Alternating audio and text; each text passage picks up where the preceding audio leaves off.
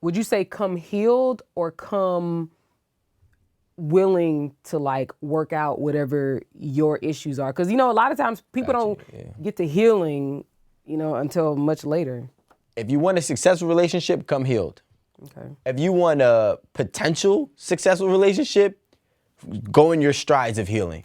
Because here's the thing, when you're going into a relationship, you don't know necessarily what that person is going to do that could trigger whatever your, you know, traumas or issues are.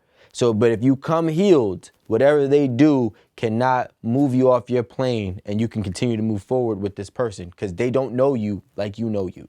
Would you say that the average person is healed or even willing just to be open and to unpack themselves with somebody else?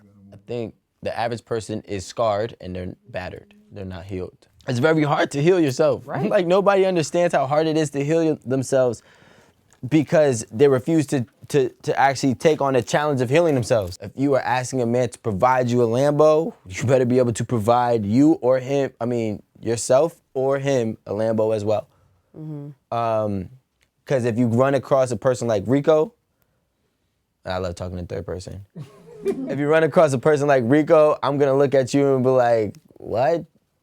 I would never get you a Lambo if you couldn't get yourself a Lambo. But let's put that in average person terms, because okay, I mean, Alan might have a Lambo, but I don't think anybody else in here has a Lambo. So Alan got a Lambo. What's up, man? I don't know. I'm just saying, like, you know. For the record, I don't have a Lambo. Okay, don't I'm gonna ask Aston Martin person. Oh, I like those too. Wow, I just got. Oh, that's another subject. Oh, Come on. Don't ask for somebody to buy you flowers this is going back to the fourth one. Don't ask for a man to buy you flowers every single week and you think you're gonna hold down on having sex with him. Or is that the same? That's what I'm saying, because flowers is like fulfilling you and this fulfilling you, like, you know, your fantasies or your intimacy levels, and most men are, you know, fulfilled intimacy through sex. That was maybe a poor analogy, but there we go. That was like breaking it down. To sustain a successful and obtain a successful relationship is to thug it out. Your options ain't what you think they are. They aren't what you think they are. You know what I'm saying? Yo, you know how sick a person's mind is? A person's mind is so sick that they could be in the desert, and if they get thirsty enough, they can envision water. Delusion. And when you get to it, it's never water over there. What is it called? A mirage. A mirage, exactly. So your options are a mirage. And realistically, you don't have time. You know, people think they have time. You never have time. Kevin Samuels thought he had time. Yeah, rest in peace to Kevin Samuels, who's been doing his thing in the last 24 months that I've known. And just like that, you know, he passed away. And you never know how far you're gonna go in anything in life. And you never know how long you have with anybody in life, right? So, and you never know how long you have your opportunities last for. So I could be a guy and be like, yo, I'm rich right now at 25 years old. I can get any girl that I want. And 35-year-old, I turn 35 and I make a poor decision and I lose all my money. So now I ran through all these girls for the last 10 years, right? And broke hearts, whatever, treated everybody terribly, maybe so, maybe not. But I ran out of money. Now I'm a 35-year-old man starting from zero, starting from scratch. And now you know what always happens to a man that gets broken? He tries to go back to the one that he should have never let go. And she's already long gone. You said something about options, like we don't know what our true options are. I mean, I don't think, it's so hard because if I had to speak from a guy's standpoint and a guy's point of view, it's different. That statement is generalized, right? But for most men, I gotta peel back the layers. Men start off with their value at 0 when they're born. Women start off with their value at 100 when they're born. Really? Yeah, gotta think about it. Let's speed this up and say that they're 18, both of them. A man at 18 is still valued at 0. He has nothing he can do to offer to get any woman and start any family. Oh, I see what you're saying. A woman is still 100%, even at 18 and maybe even younger, but we're not going to go that far. Yeah, at 18, she's still heavily sought, depending on her aesthetics, right? And sometimes it doesn't even matter, depending on where country you're in. So at 18, she's still heavily sought, and she hasn't done anything. She hasn't achieved anything. All she did was exist for 18 years. I see what you're saying. A man existed for 18 years, and he's valued at 0. Maybe he goes to school, college-wise, and he graduates at 20, 22, 23, and now he's up 10%. Right? Now this woman that's at 22, she's at 100, but if she sleeps around a lot and she's out there a lot, she goes down to 90.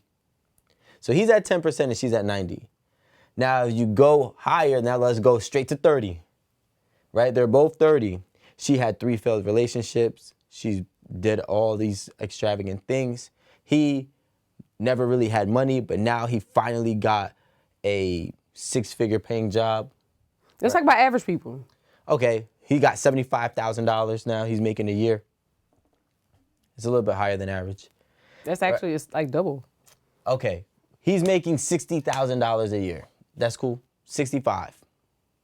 I don't know. I'm just trying to break this down for like average people. Average. Okay, so what I'm saying is, also we got to figure out what age is that average stat. Is that stat that we talk about when we're talking about a salary, is that accompanying? I would say like a 40-year-old 18 person. to 40, or we come like because right. Let's say it's 35 to 40. let's say 30. It's you're telling me most 35 to 40-year-old men only make Don't say it. $45,000 a year? No, Rico. We telling you 35 to 65 only makes $44,000. yeah. Oh my gosh. So average age. That's, Okay. Yeah. But so based on what we know, right, being here at 8 at the table, we know that most men become financially stable by 33. So maybe he might only be making $45,000, $50,000 a year, but maybe his credit is good, so he has a nice, good, comfortable line of credit that he can consistently pay off and provide maybe an apartment, a house, whatever the case may be. And $45,000 in New Jersey is nothing, but $45,000 in Atlanta, Georgia is a lot. It ain't. Well, It ain't. Did you get what I'm saying? Like I'm saying somewhere it's, In Alabama. word. But as he goes up the ranks and he starts to make money, and as long as he's making money and taking care of himself, his value starts to rise, right? If a girl is 30 years old and she's not, obviously, maybe she might be making money, maybe she might not, but she's living her life. By living her life, I mean exploring all her options, her value will only decrease because she already started with 100. She can't go up to 100. So now we go speed up to 45 years old, right? Now we realize the option part that we're talking about. See, I said this on 8 at the table. Most average millionaires become a millionaire at the age of 56, I think it was. Yes, in the 50s. Right? So at 50 years old, as a millionaire man, you can still double back and get those options. Your options will be more than it will be for a woman, right? And so now when we talk about the mirage or the facade of options that we think that we have time, because women think that they have time because they could do whatever they want to do. Men think that they have time because they're like, eventually I'll get to it. Okay. You get what I'm saying? Either way, both ends of the spectrum are detrimental to you, because even if you were to be a lucky 50-year-old man with money, how many of those women that you think that you're actually with are really with you for you? Right. You're going to end up alone, or you're going to end up paying for your love for the rest of your life. Miserable, if you ask me, my opinion. As a woman, you don't want to end up alone and be by yourself, and you don't also, want to run through your options and exercise all your options, thinking that you would eventually get picked up by somebody that would treat you right. So and then I understand what the point that Alan was making. I don't know if I actually really said what I'm trying to say. Listen, I'm tired of putting the blame on social media. So I'm going to find a way to talk about social media without talking about social media.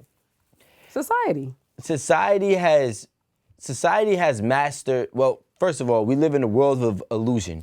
And disillusion. Yeah, and disillusion, right? And disbelief at this point. But So because we have so much illusion that's going on, and anybody can make the illusion, create their own illusion of themselves. I can make you think I'm the most nicest person in the world, but when you meet me, I'm a stone cold asshole. You know what it is? Everybody is creating an avatar. Yep. That's exactly what it is. It's an avatar. It's bait, and everybody's fishing for something. And it look good, and then you bite the hook, and they reel you in, and now next thing you know, you're on an unwanted boat in a fish market With a hook in your jaw. like. And the thing is, like, you know, like I said this before, I really believe that if we just take some of the stats, right? So many people grow up misfortunate or unfortunate, right? And when they grow up unfortunate, then you go on Instagram and you see somebody living their life. You see somebody buying all these things. You see somebody posing next to cars. I say posing because we don't know if they're rented or not theirs at all. In the parking lot. In a parking lot. And then, yo, like, I done seen some crazy, like, there was one dude that's from New Jersey, and my boy sent him to me. He's like, yo, look at him, bro. What is he doing? I'm like, yo, this man is 31 years old. He's dressed head to toe, probably like a $5,000 outfit. But he's sitting on, like, it looked like a 98 Honda Civic. And we're like, where's your priorities at? You are so like, because typically you're not going to show your car, but you can show your fit. So people think that you got money. So then you go ahead, you go on Instagram. Listen, I'm an Instagrammer. I mean, I done shopped on Instagram for women, and I done got it, you know, many times.